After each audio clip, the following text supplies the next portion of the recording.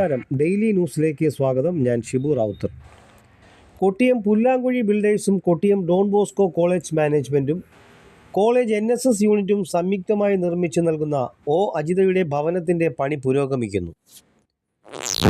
കൊല്ലം ജില്ലയിൽ ആദിച്ചനല്ലൂർ ഗ്രാമപഞ്ചായത്തിൽ കൊട്ടിയം തഴുത്തല 21-ാം വാർഡിൽ നിർമ്മാണം മുടങ്ങിപ്പോയ മുളയിലഴകത്ത് വീട്ടിൽ കശുവണ്ടി തൊഴിലാളിയായ അജിതയുടെ ദയനീയ അവസ്ഥ ജനുവരി 31 മലയാള മനോരമ ദിനപത്രത്തിലൂടെ അറിഞ്ഞ Pullankuzhi builders managing director Sajeev Pullankuzhi, Don Bosco college management പ്രതിനിധികളായ director father doctor Bobby, principal doctor Y Joy എന്നിവരുമായി ചർച്ച ചെയ്യുകയും തുടർന്ന് കുടുംബം സന്ദർശിക്കുകയുമായിരുന്നു.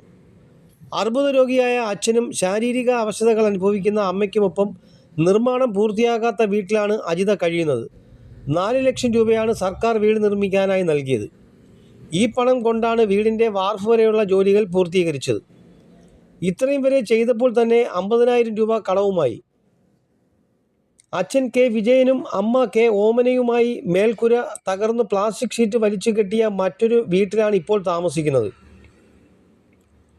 കശുവണ്ടി തൊഴിലാളിയായിരുന്ന അജിതയ്ക്ക് ഫാക്ടറി പൂട്ടിയതിനെ തുടർന്ന് ജോലിയും നഷ്ടപ്പെട്ടു. ഭർത്താവ് 23 വർഷം മുമ്പ് മരിച്ചു. ഇവർക്ക് വിവാഹിതരായ 2 പെൺമക്കളുണ്ട്. വരുമാനം ഇല്ലാതായതോടെയാണ് വീടിൻ്റെ നിർമ്മാണം നിലച്ചത്. ഇനി വീടിൻ്റെ വാർപ്പും മറ്റ് ജോലികളും പൂർത്തിയായെങ്കിൽ മാത്രമേ ബാക്കി തുക സർക്കാരിൽ നിന്നും ലഭിക്കുകയുള്ളൂ. കുടുംബത്തിൻ്റെ ദയനീയ സാഹചര്യം മനസ്സിലാക്കിയാണ് ഇവർക്ക് സുഖമായി കഴിയുന്നതിന് വേണ്ടി ആധുനിക സൗകര്യങ്ങളോട് കൂടിയുള്ള വീട് നിർമ്മിച്ചു നൽകുന്നതിനുള്ള സാഹചര്യം ഒരുക്കിയത്. വാർപ്പ്, കോൺക്രീറ്റ് ജോലികളും മറ്റും ഇതുവരെ പൂർത്തിയായി. ഇനിയുള്ള മറ്റു പണികൾ എത്രയും പെട്ടെന്ന് പൂർത്തിയാക്കുമെന്ന് ഭാരവാഹികൾ അറിയിച്ചു. അന്ന് നമ്മൾ രാവിലെയാണ് വന്നത്. നല്ല വെയിലുണ്ടായിരുന്നു.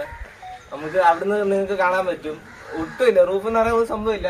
പിന്നെ ഇപ്പോഴാണ് ഇങ്ങനെ ഒരു ടണൽ വന്നത്. റൂഫ് ഇപ്പം ചെയ്തു.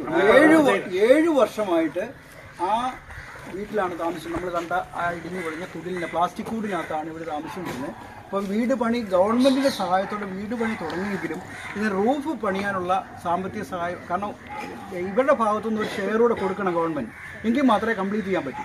പക്ഷേ ആ ഷെയർ എടുക്കാനായിട്ട് ഇവർക്ക് പൈസ ഇല്ലാത്തതുകൊണ്ട് 7 വർഷമായിട്ട് ഈ ദുരന്തത്തിൽ കിടക്കുമായിരുന്നു. അങ്ങനെയുള്ള സാഹചര്യത്തിലാണ് നമ്മളെ ഈ സജീവ് പുല്ലാങ്കുഴി നമ്മുടെ കോളേജുമായി ബന്ധപ്പെട്ട് മാനേജ്മെൻറ്റും വിദ്യാർത്ഥികളെ NSSുമായിട്ട് ബന്ധപ്പെടുകയും അങ്ങനെ നമ്മൾ ഈ വീട് ഏറ്റെടുക്കാനായിട്ട് ശ്രമിച്ചു.